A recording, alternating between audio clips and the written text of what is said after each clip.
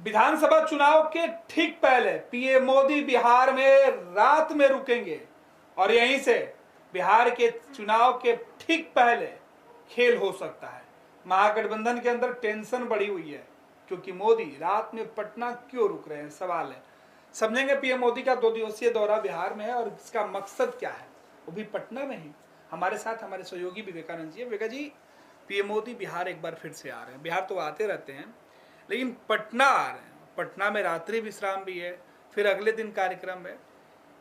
इधर सीट बंटवारा गठबंधन को लेकर एनडीए और महागठबंधन दोनों में घमासान है और इस बीच पीएम मोदी का बिहार दौरा कितना महत्वपूर्ण हो जाएगा राजनीतिक तौर पे? देखिए, बिहार विधानसभा चुनाव के मद्देनजर प्रधानमंत्री का दौरा काफ़ी महत्वपूर्ण है। महत्वपूर्ण इस मामले में है कि कई बड़ी योजनाओं का लोकार्पण और शिलान्यास करने वाले, यह तो विकास योजना हो गई। उसके बाद पॉलिटिकल जिस तरह से एक्टिविटी उनकी है, पटना की सड़कों पर उनकी मतलब एक तरीके से रोड शो होगा और भाजपा कार्यालय भी जाएंगे। तो 29 मई को प्रधानमंत्री मोदी पटना पहुंचेंगे। पटना में 2 महत्वपूर्ण कार्यक्रम है, मतलब 2 बड़ी योजनाओं का उद्घाटन और शिलान्यास करना है। पटना एयरपोर्ट का जो नया टर्मिनल है उसका उद्घाटन करेंगे।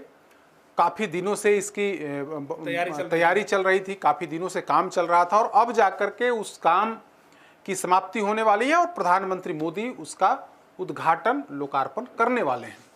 दूसरी जो महत्वपूर्ण योजना का शिलान्यास है वो बिहटा में जो प्रस्तावित एयरपोर्ट है जिसे बनना है उसका उसका शिलान्यास करेंगे।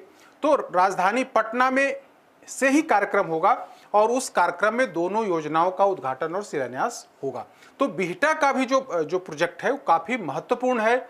महत्वपूर्ण इस मायने में है कि बिहटा एयरपोर्ट निर्माण की घोषणा काफ़ी पहले हुई थी, जमीन संबंधी विवाद उसमें फंसा था, इसके बाद कहीं ना कहीं उसमें बाधा उत्पन्न हुई थी और अब जाकर के तमाम बाधाओं को दूर करते हुए चुनाव से ठीक पहले प्रधानमंत्री मोदी बिहटा एयरपोर्ट निर्माण का शिलान्यास करेंगे और पटना एयरपोर्ट जहां उद्घाटन होना है उस एयरपोर्ट के उद्घाटन को लेकर के उसकी तैयारी भी चल रही है। तो 29 तारीख को प्रधानमंत्री मोदी इस कार्यक्रम में शिरकत करेंगे, उद्घाटन और शिलान्यास करेंगे और उसके बाद पटना एयरपोर्ट से बीजेपी दफ्तर तक जो खबर है कि जिस रास्ते से वो आएंगे वो रोड शो के शक्ल में प्रधानमंत्री मोदी भाजपा कार्यालय पहुंचेंगे और भाजपा कार्यालय पहुंच करके भाजपा के जो वरिष्ठ नेता हैं, जो बीजेपी के रणनीतिकार हैं, प्रदेश के जो अन्य वरिष्ठ नेता हैं, जो नीतीश कैबिनेट में मंत्री हैं, सांसद हैं, उन लोगों से मिलेंगे और 2025 का चुनाव को कैसे फतह करना है उसका मंत्र देंगे, बताएंगे कि देखिए आप लोग ऐसे चलेंगे तो एक बार फिर से 2025 में बिहार के अंदर एनडीए की सरकार बनेगी। तो जीत का मंत्र देने आ रहे हैं, विकास की योजनाओं का उद्घाटन शिलान्यास करने आ रहे हैं। तो 29 तारीख को यह कार्यक्रम होगा और 30 तारीख को जो अगला दिन है, अगला दिन भी बड़ा महत्वपूर्ण कार्यक्रम है। सासाराम के विक्रमगंज में एक कार्यक्रम है जहां पर 50 जो दावा किया जा रहा है कि 50,000 करोड़ के आसपास की योजनाओं का उद्घाटन और शिलान्यास किया जाना है, जिसमें से सिर्फ एक जो है 29,000 करोड़ का पावर प्रोजेक्ट का वहां पर शिलान्यास करना है। तो दोनों दिन महत्वपूर्ण है। 29 तारीख को विकास संबंधी काम है ही, राजनीतिक काम है प्रधानमंत्री का और दूसरे दिन जो महत्वपूर्ण कार्यक्रम है वो दूसरे क्षेत्र में सासाराम के अंदर है, जहां पर कहा जा रहा है कि 50,000 करोड़ की योजनाओं का उस स्थल से, उस जगह से उद्घाटन और शिलान्यास किया जाएगा। कई योजनाओं का उसमें शिलान्यास किया जाना है। तो यही कार्यक्रम है प्रधानमंत्री मोदी का। इसे लेकर के राज्य की सरकार और खास करके भारतीय जनता पार्टी पूरी तैयारी में लगी हुई है, क्योंकि राज्य सरकार के अंडर में कई योजनाओं, मतलब उसकी देखरेख, उसकी निगरानी में काम हो रहा है। बिहटा के अंदर अगर एयरपोर्ट बनना है तो जमीन संबंधी मामलों का जो सॉल्यूशन है वो बिहार की सरकार, राज्य की सरकार ने की है।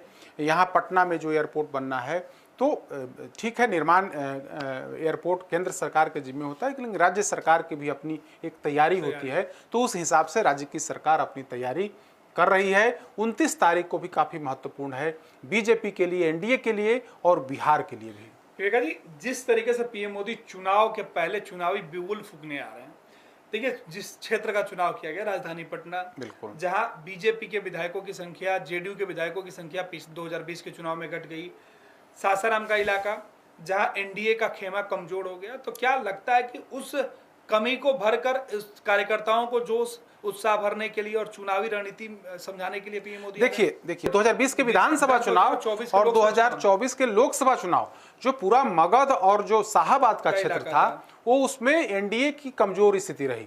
खास करके 2020 के विधानसभा चुनाव में शाहाबाद और जो मगध का क्षेत्र है, 60+ सीटें हैं वहां पर विधानसभा की, और मैक्सिमम उसमें से 4 या 5 सीटें बीजेपी और जेडीयू को मिली, कोई सहयोगी मिली। बाकी की जो सीटें हैं वो बीजेपी जेडीयू हार गई, यानी कि एनडीए के कैंडिडेट वहां से हार गए। जीता कौन? तो भाकपा माले, कांग्रेस, आरजेडी, यही लोग चुनाव जीते। लेकिन बीजेपी की बड़ी कमजोर स्थिति रही, बीजेपी जेडीयू दोनों की कमजोर स्थिति रही।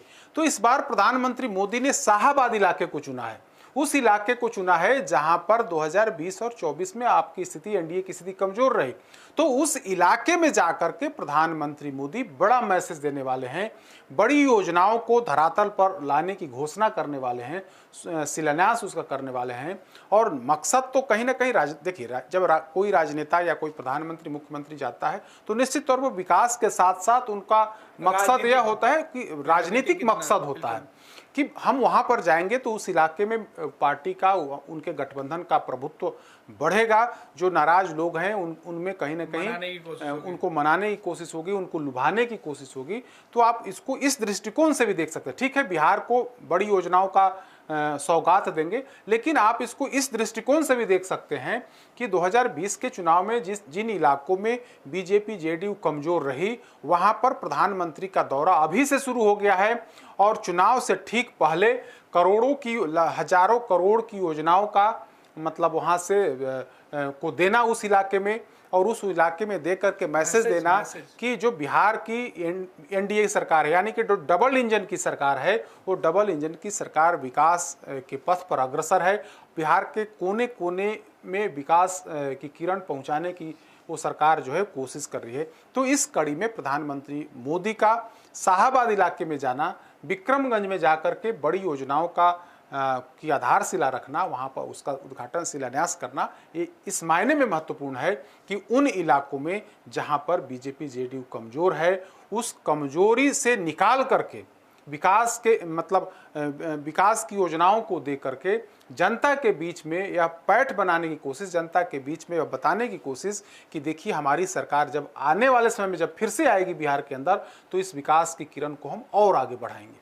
बिल्कुल। तो हमारे सहयोगी विवेकानंद जी समझा रहे थे कि पीएम मोदी के पूरे रूट जो है, उनके कार्यक्रमों की रूपरेखा क्यों तय की गई है और वैसे इलाकों को क्यों चुना गया जहां 2020 और 24 के चुनाव में एनडीए को नुकसान पहुंचा था। यानी 2025 फतह करने के लिए पीएम मोदी जी जान से जुटे हुए हैं। तो वहीं बीजेपी कार्यकर्ताओं को यह मैसेज देना है कि 2025 के चुनाव में कोई चूक ना हो जाए, लिहाजा केंद्र और राज्य सरकार की कई योजनाओं की आधारशिला रखी जाएगी। गोल, जहां 27 वर्षों के सफर में 17,000 से भी अधिक छात्रों ने डॉक्टर एवं इंजीनियर बनकर भरे सफलता की ऊंची उड़ान, जहां साधारण छात्र भी बिहार टॉपर्स बनकर बना रहे इतिहास।